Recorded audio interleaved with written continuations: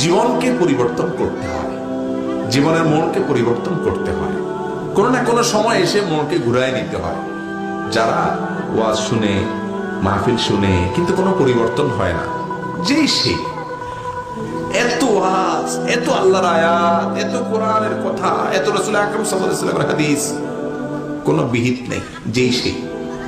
আবার সকালে যায় ওই চার দোকানে আড্ডা, গিবত শেখায়েত, আবার হারাম খাওয়া, আইল ঠেলা, চুরি দাড়ি, চান্স পাইলে মানুষের ঠকানো, গালিগালাজ, ঝগড়া ফাসাদ, মানুষের ক্ষতি করা, নামাজ কালাম নাই, ফিল্ম দেখা, টিভি দেখা, নাটক সিনেমা দেখা, হারামের ভিতরে ডুবে থাকা, আবার যে সে হয়ে গেল।